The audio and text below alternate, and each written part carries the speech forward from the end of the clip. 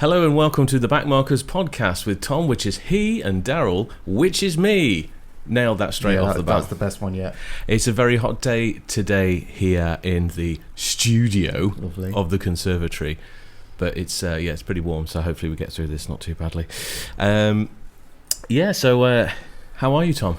Yes, all good, loving the sunshine. How are you? Yes, I'm not much of a sun seeker myself, but as I'm getting older, I'm starting to enjoy the sun a bit more. There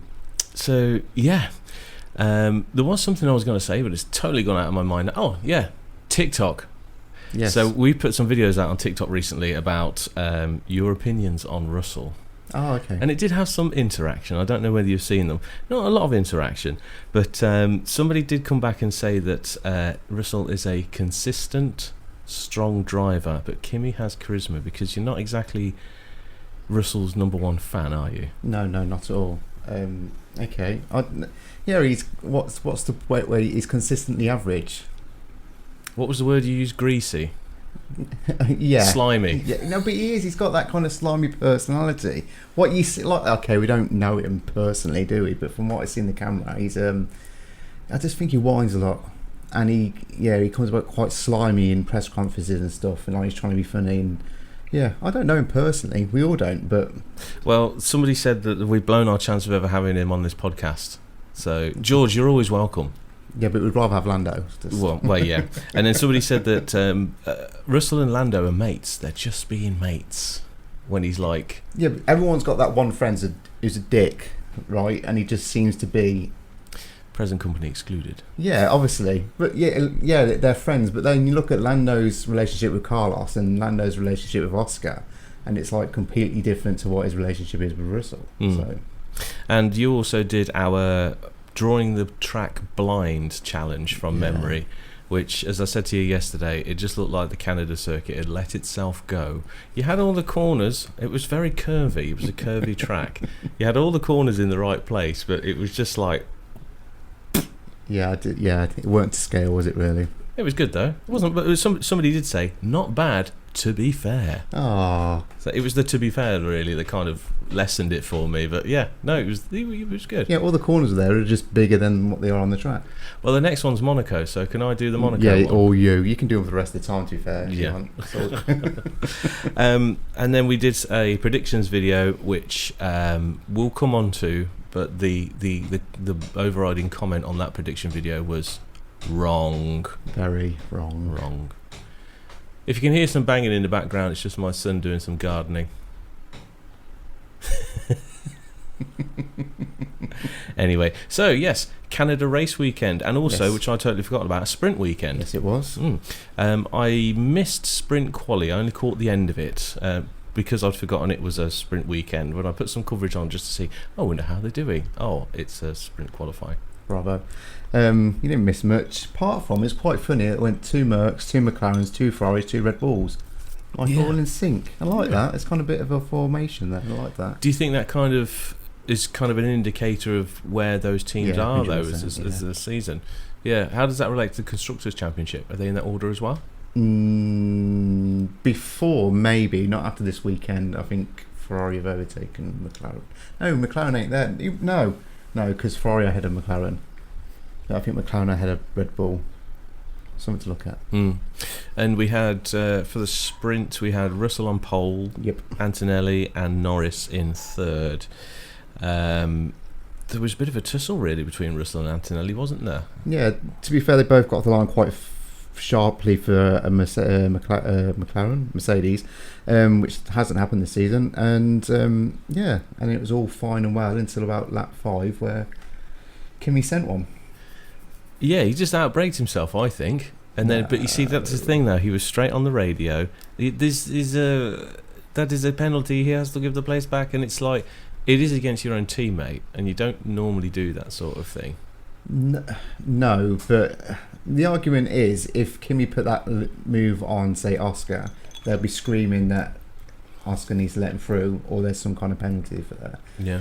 And Russell's defence, so I'm being fair, he did go over a curb, so he kind of left him nowhere place to go, so I don't think he could do much else, but I still think if it was a different team, Mercedes would have been all over that to give Antonelli the position. Toto was straight on the radio. He was, wasn't he? Don't talk about this during the race. No, talk about it after. and Antonelli was just driving angry after that point. Yeah, and which helped Lando because he flew past him. But he lost his head. He's young. I've on my notes, but Kimi's a lot of fun with just being raw, young, and talented. Yeah. But then, obviously, with that comes to crying, moaning, and driving over a chicane. And absolutely. Lando through. He needs to just focus it a little bit. He was very focused already. Yeah. But just that little bit of when something doesn't go his way, just right, okay, it's happened. Let's recoup and get back on it. I get where, yeah. It must be hard trying to overtake your teammate, and you think your teammate's done you wrong, and then your team's not backing you up. So I get where his frustration are, but yeah, I mean, Max would have done the same in that situation. He would have moaned over the radio. So would Lando. So would Oscar. Hail Max. Yeah, all hail Max. But everyone would have done it. So I get it, but it's just his driving after that which let him down. Speaking of Red Bull, Hadjar was doing, my note here, F1 Okie Kokie, which is the whole, we need to bring the car in, retire the car, and then the next thing it's out on track again. It was, yeah. I think a couple of other drivers did that over the course of the weekend. We're sort of in and out. Aston Martin did it a lot, yeah. When Hadjar did come back out, he seemed to be performing a lot better, so they must have tweaked something. Yes, I don't know where. Hang on, what the sprints in front of him? He didn't finish very high up, did he? No. But second from last, 3 laps down. But again, that's people who are not competing use the sprint for like a practice, don't they? So Haas did it here, Williams did it with Albon, Bottas, Stroll, Hulkenberg, all like laps down. So you've got the track. You might as well practice on it, even if you're not doing too well.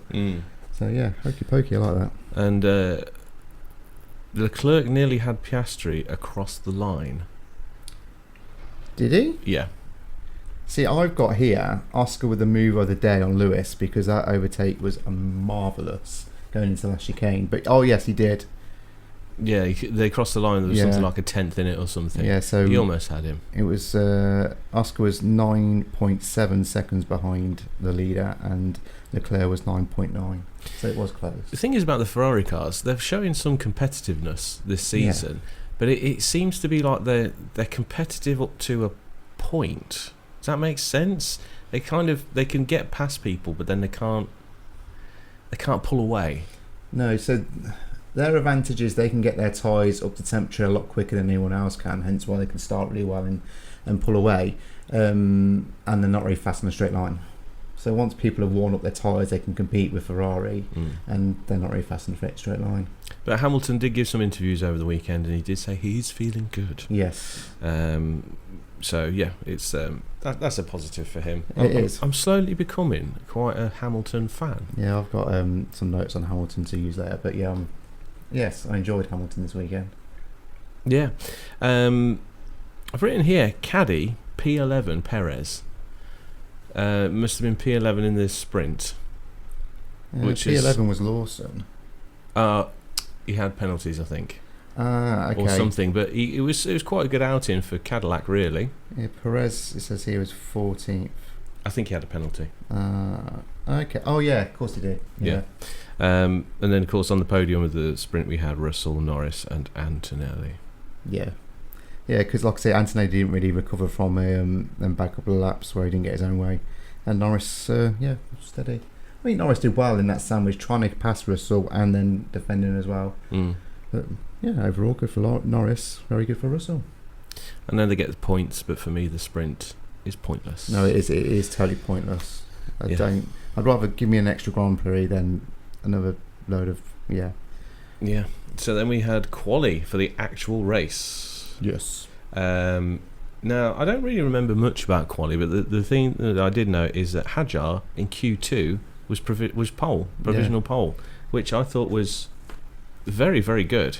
I put here nothing to report really on quali. Max out qualified by Hadjar, but he wasn't. It was close, weren't it? It was only a second behind. There's nothing to report. Hadjar had a good outing in qualifying for the first time in a long time. And he was fourth in Q. I've put Q1 there, but I'm not sure if I meant Q2. Q2 he was fastest. Yeah, fourth in Q1. Yeah. Where did he start the race? Was it 7th? So yeah, he was just behind Max. Kind of bottomed out, really, didn't he? For the final quali, which is a shame because he's shown some performance over this weekend. Yeah, he's doing well. He's doing really well. Both Audis through. I wrote again. Nice. Was that to the top? That wasn't to the top 10, was it? Yeah, because I had Hulkenberg in my support of the week, didn't I? And I was rooting for him so bad, and he came 11th on the starting grid. So I know he went through for Audi. I don't know. I've also written Aston Nowhere. Aston Martin Nowhere. They haven't been all season. That's my 3 words for this episode. Aston Martin Nowhere. Nice. Because a few years ago when they changed the rules, they were like really competitive. And I even think, did Alonso get a podium at one point? Very early on in a season, it must have been 2023 yes, he did. or 4 or something like that. He got a podium, and I thought, wow, Aston's coming up, and they've got a good driver in Alonso, but they've sort of just slowly fizzled down the pack, and now they're just awful. Yeah, they've from the whole change of the regulations, they've not been hitting the mark. You think they would have got better with the team they've got behind designing that car, but they just haven't. They're just nowhere. You're right with what you said. 3 words. Aston Martin Nowhere. Yeah, that sums up really well. Yeah, and then we went on to the race. So in fact, who did we have fastest in qualifying? It was your qualifying grid going off was Russell 1, Antonelli 2, Norris 3rd, Piastri 4th, Hamilton 5th, and then Max in 6th. All hail Max.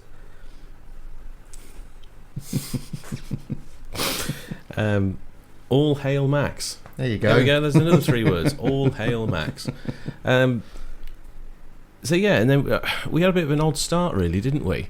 So it's the second race for this new starting procedure where they've got to rev the bollocks off the car for 5 seconds, 10 seconds, something like that. But then, was it Lindblad? Did he stall it or something? He had some kind of problem. Yeah, so he had to wave. He waved, didn't he? So the yellows came out right at the last minute. He couldn't get into gear.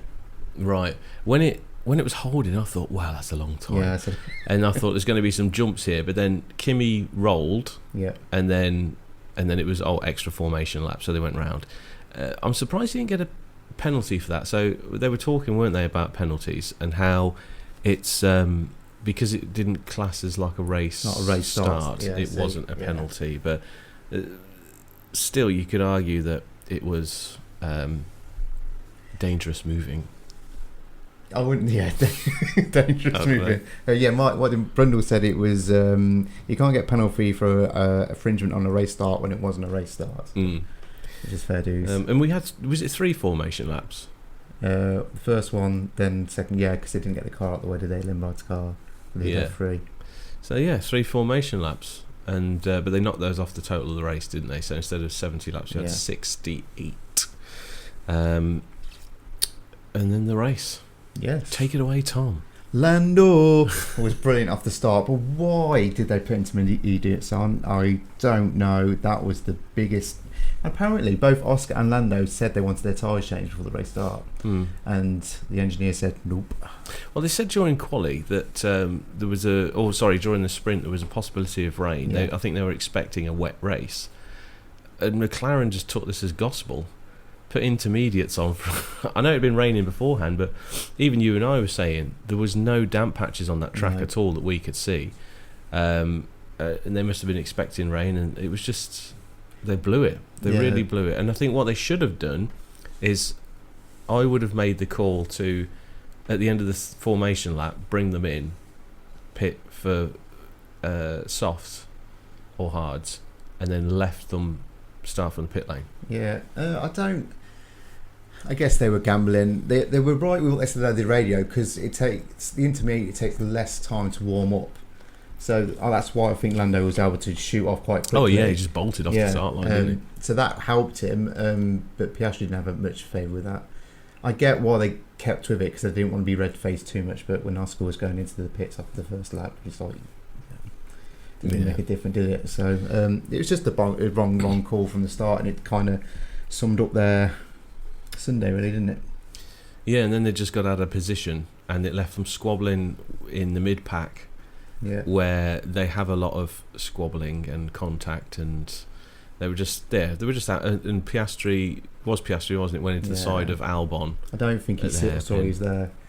You mean Albon didn't see Piastri? No, Piastri didn't see Albon. I thought he overtaking Behrman. He see Behrman in front of him, so he overtook him, and then at the last minute thought, there's a Williams in front of him, and he was just, see you later, 10-second penalty. Yeah, well, it took him out of the race, didn't it?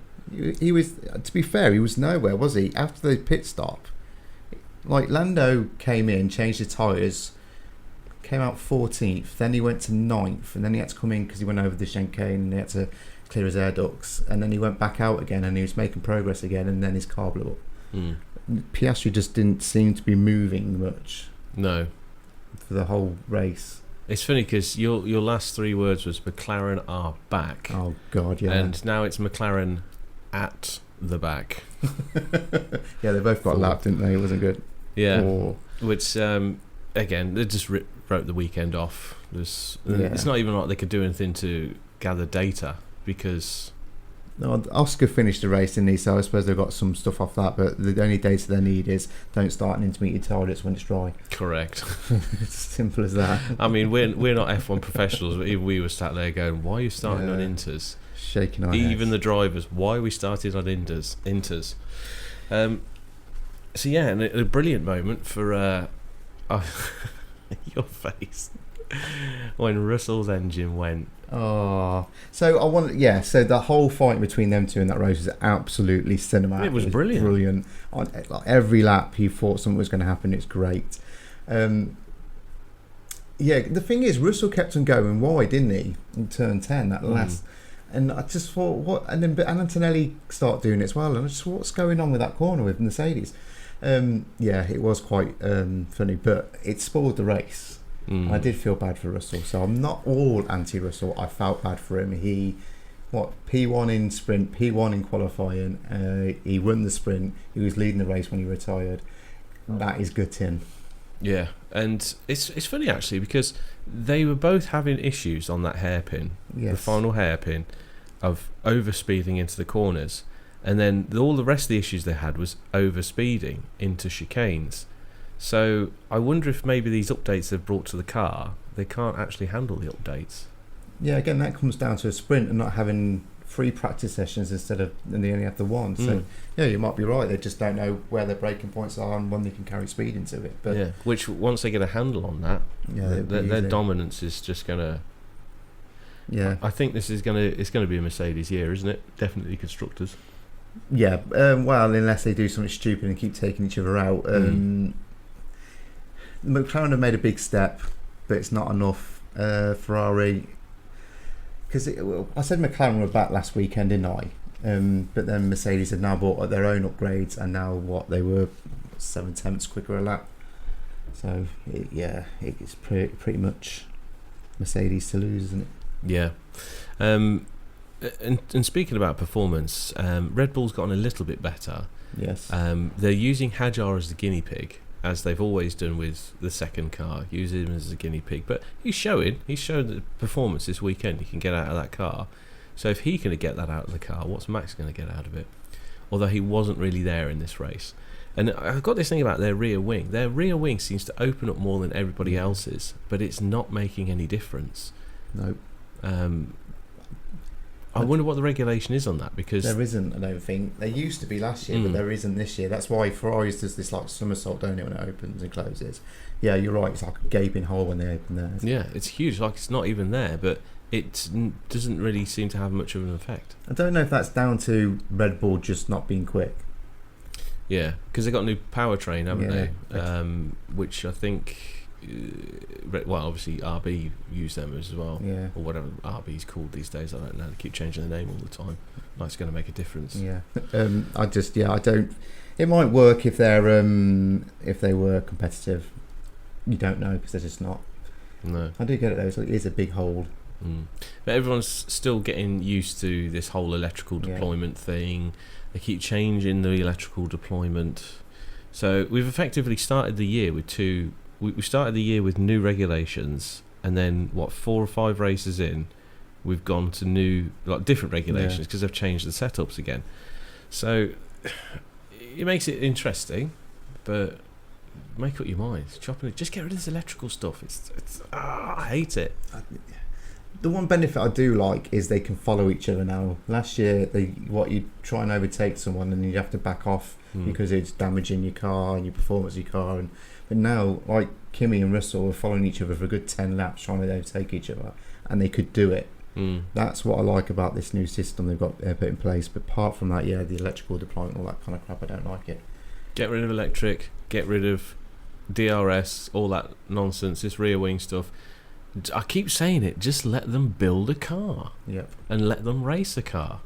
End of. Yeah, okay. Yeah.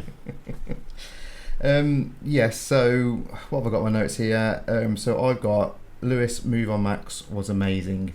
Absolutely amazing. Refresh my memory. Going down the straight, Lewis pulled out, went round the outside, which Kimi tried to do Russell on Saturday, but it didn't work, and then just swooped right round him, first into the corner, boom, Lewis is back.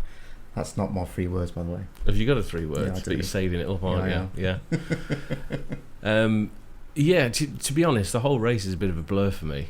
If I haven't got my notepad in front of me, it's just diabolical. Sometimes when we go karting, I can't remember what happened. Like 5 seconds after we've come off the track, it's just gone. Just so how you remember this stuff, I don't know. But it's been quite an exciting race. It was an exciting race. Yeah, it was. Lots of overtakes, lots of excitement. It kind of died down once Russell did retire, because then we were relying on Lewis and Max's fight, which was good. A bit further back, you had Leclerc and who was it? Hadjar as well. Yeah, Hadjar, can I just say, had like 20,000 seconds worth of penalties. And still managed to finish 5th. See, he did well. He's got it. He did well, but he picked up how many? So he did a stop and go, and he got a 10-second, didn't he? Because he did something in the safety car, and he crashed. He braked, and he moved and braking with Leclerc to defend. I was quite happy that Hadjar was there or thereabouts. I think they said, didn't they, in the race, it's the first time Red Bull's going to finish 5th. Not being Max. Was it something like 40 odd races that it's hard to put into words, isn't it? It's because it's a silly statistic. For the past 49 races, there's only been one Red Bull in the top 5, and we can all guess who that is. I mean, Perez, like we said, Perez was there at one point during his run with Red Bull, and then he just went down and down and down. And then we had... Was it Lawson that came after that? So Perez... no, we're forgetting someone, ain't we? No, we're not. No, it went Lawson, and then he got booted out in favour of Tsunoda. And then now it's Hadjar, yeah. And now it's Hadjar. Was Tsunoda there for 2 seasons? No, he got bought in... So Lawson started, didn't he? And he did 2 races. Melbourne, China. Got kicked out. In came Yuki for the Japanese Grand Prix, so it all went well for Honda. And then he did the whole season. Now he's a test driver, and you've got Hadjar. So yeah, that's been the pack. Was Hadjar ready? Maybe. I'm not quite sure, because he said last year if he was asked to move up to Red Bull in that season, would he take it? He said, I wouldn't be ready, but I'd take it. Yeah, because everyone's going to, because they think it's their big boy car. Yeah. If someone says, here's some extra money to drive a faster car, you're always going to go, oh, yeah, I'm doing it. You're not going to go, my abilities are not quite there yet, boss. Give me a couple of seasons in the low-down car, where they're never going to promote you again. So I get these people get these opportunities. But it's like it's a Gasly as well, isn't it, who got that opportunity, didn't do too well, and now he's a solid Formula 1 driver, and same with Albon. So, But you've mentioned Alpine. They're still having a really good run. They're brilliant. Colapinto's finally, I'll put that some of my notes, Colapinto's finally learned how to drive a Formula 1 car. It's absolutely brilliant the last 2 weekends. I know, didn't you? You drew him at one point for a random support, didn't you? But he's in China when he's crap, wasn't he? But he's really coming on. No, he's solid, absolutely solid the last 2 races. Did he outpace Gasly? Yeah, so he came 6th, Gasly were 8th. Doing good, yeah. He's solid. Someone who lost their seat to Colapinto halfway through last year. It's the English dude. No one was it English. What was his name? Doohan. That's it.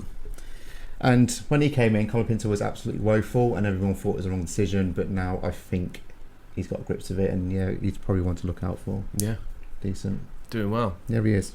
Yeah, I'm pleased. You know, I know we've got drivers that we don't like, and we talk about teams doing crap, but it is nice to see when teams start doing well. You know, like Cadillac, it's their first season, and they got a P11.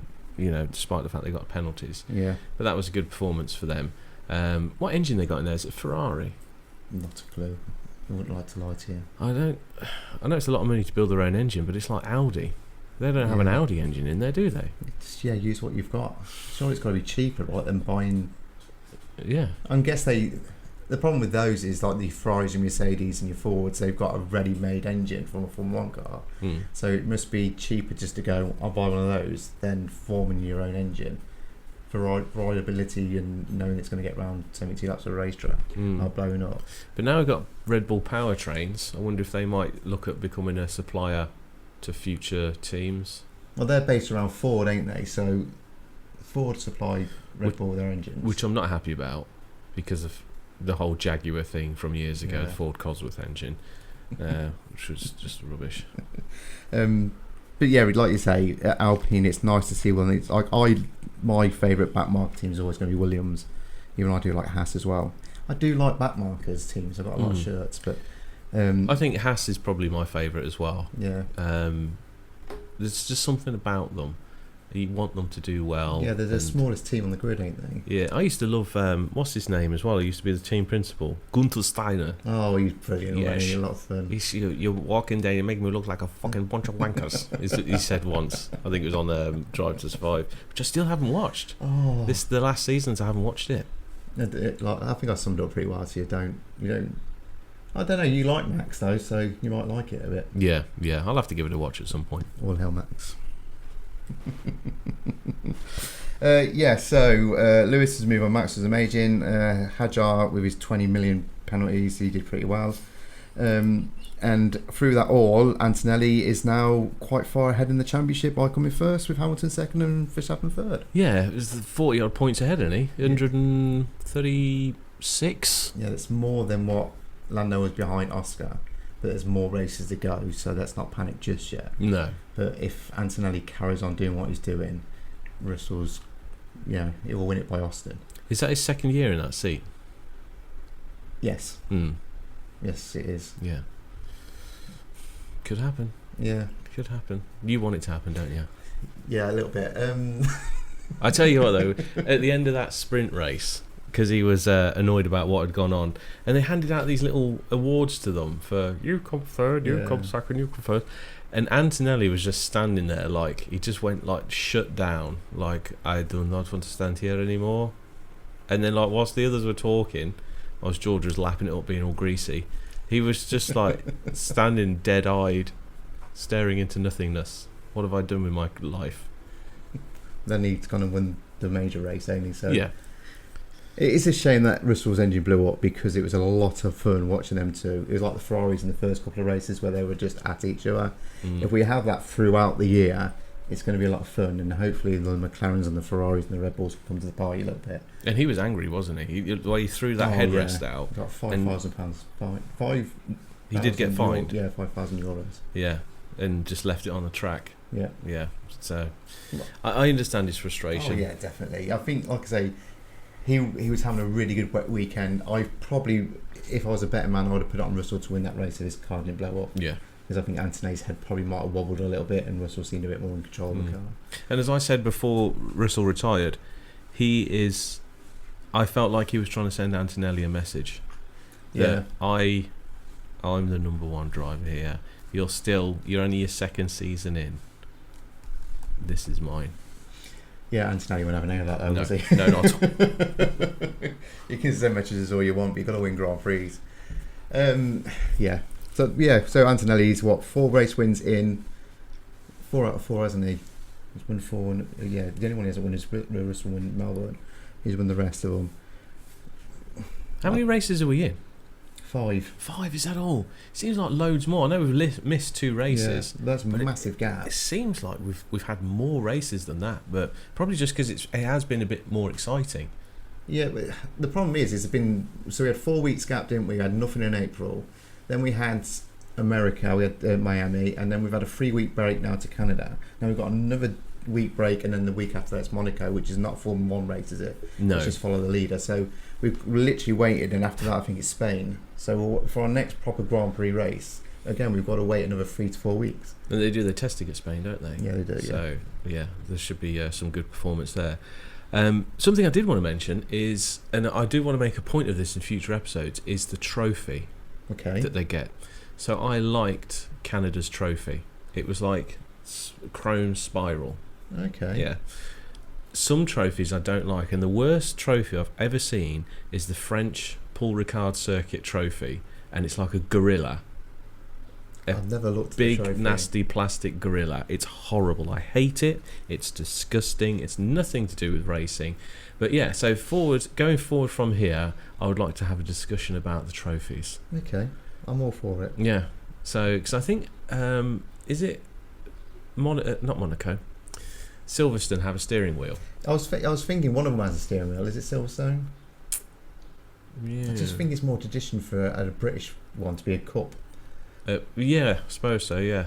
But you might be right. And like was it 1993 when it was a statue of Sonic. Now that's sponsorship for you. That must be what this stupid gorilla thing is. But I really like their trophy. So going forward, I'm going to make a point of talking about the trophies. We'll slip it in. There Yeah, that's what she said. Definitely.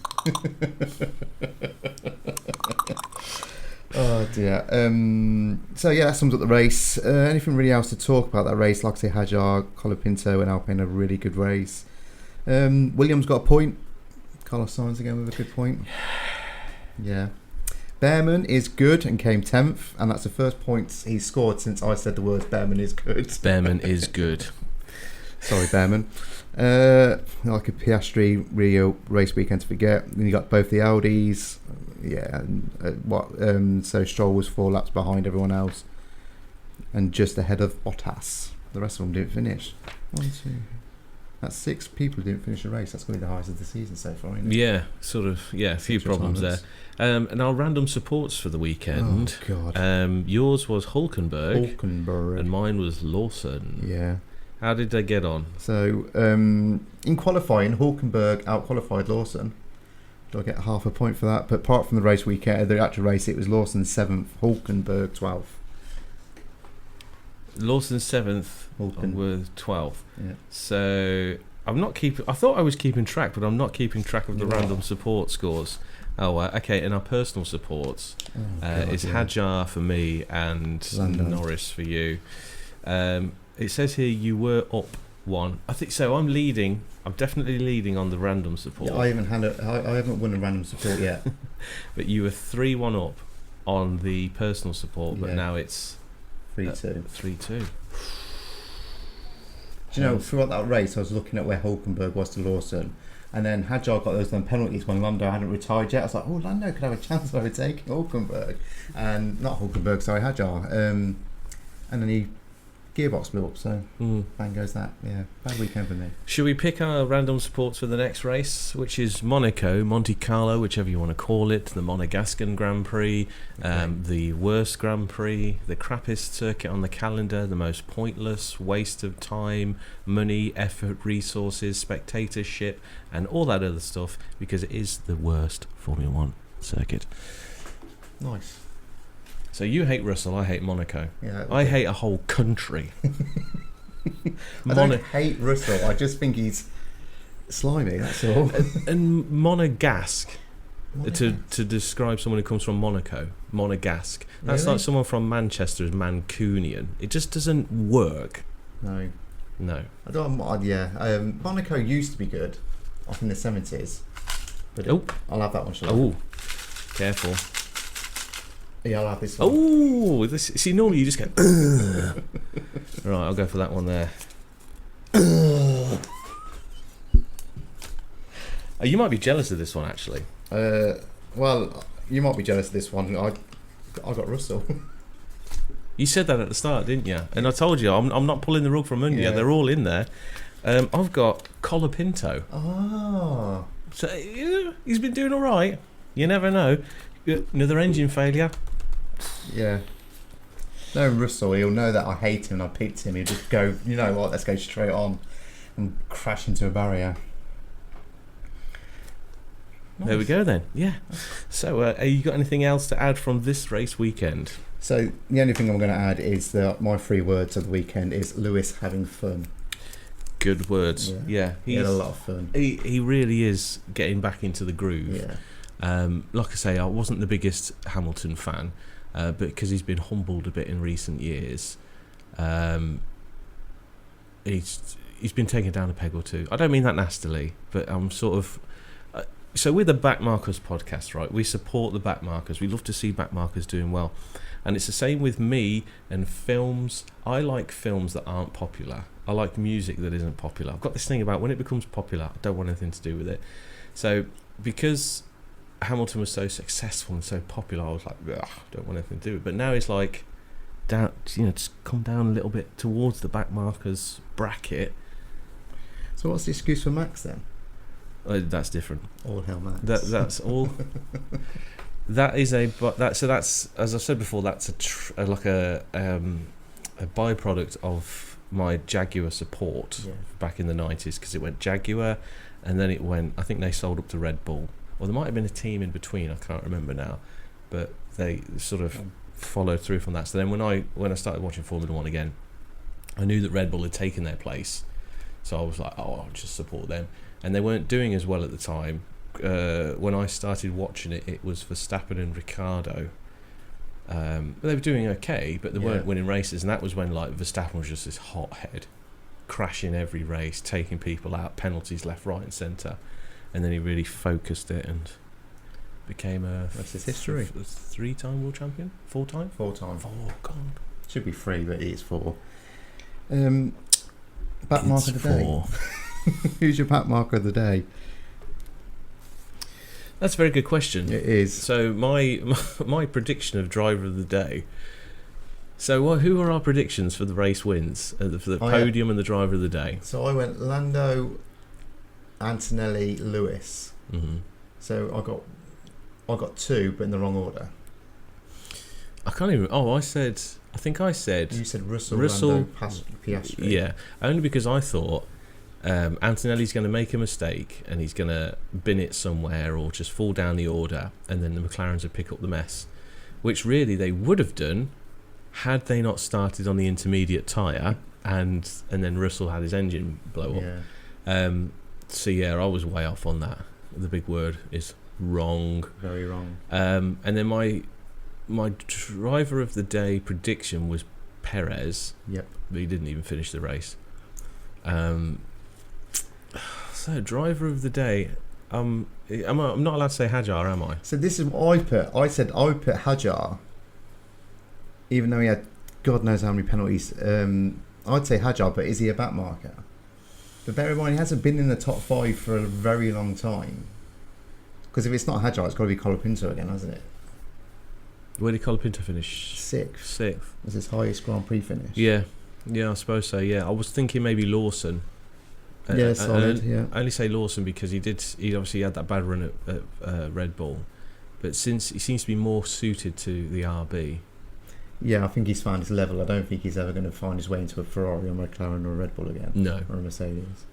Kind of sad, really, isn't it? Yeah, it's probably when you're his age, knowing what your peak is.